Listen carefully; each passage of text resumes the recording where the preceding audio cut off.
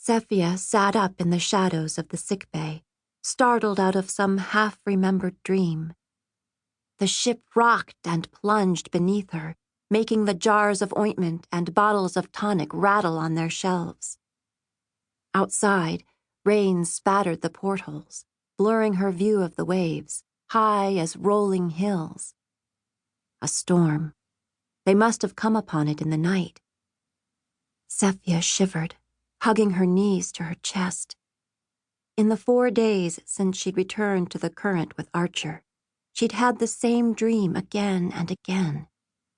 She was back in the house on the hill, and ink was flooding from the secret room in the basement where her parents had kept the book. The dark waves reaching across the floor to grasp them by the ankles and crawl up their calves. In the dream, Lon and Maria scooped her up. In the dream, they shoved her out the door, but they were always too slow to save themselves, always too slow to escape the growing pool of ink that drew them, screaming, into its black depths. Destiny.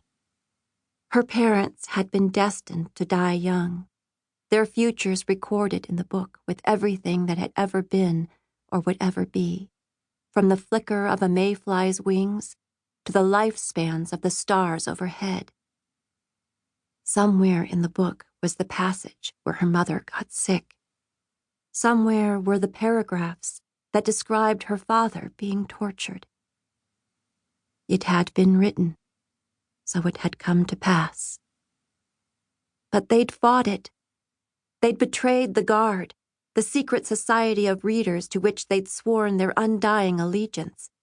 They'd stolen the book, the Guard's most powerful weapon, to protect their daughter from her own future. They'd run. They'd lost in the end, but oh, how they'd fought. As Sefia had to fight now. Fight and win, or she'd lose Archer to destiny too. Beside her, he lay curled beneath the blankets, hair tousled, fingers twitching in his sleep. He always slept so little, his dreams haunted by memories of the people he'd killed. He felt fractured, he'd told her. At all times, he was the same small-town boy he'd been before the Guard's impressors took him. And yet, at all times, he was an animal. He was a victim. He was a killer. He was loud as thunder. He was the boy from the legends, with a bloodlust that could not be slaked. Lightning forked in the distance, pulsing like veins in the restless sky. As if in response, Archer's body spasmed. He let out a wordless gasp. Sefia shifted out of his way. "Archer, it's okay. You're safe." His eyes opened.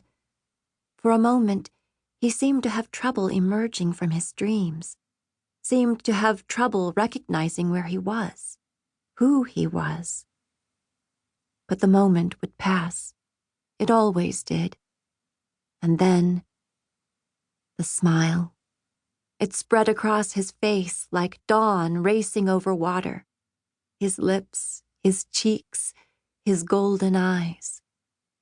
Every time it was like he was seeing her for the first time, his expression full of such hope that she longed to see it again and again for the rest of her days. For a second, the storm abated. For a second, the ship was still. For a second, Sefia's whole world was light and soft and warm. "Sefia," he whispered, tucking her hair behind her ear. She bent closer, drawn to him as a hummingbird is drawn to a flower, her mouth gently landing on his. He leaned into her kiss, responding to her lips and wandering hands, as if her very touch was magic, making him moan and arch and yearn for more. He laced his fingers in her hair, like he needed to be closer to her, like he couldn't get enough of her. But as he tried to sit up, he let out a sudden hiss of pain and reached for his injured side.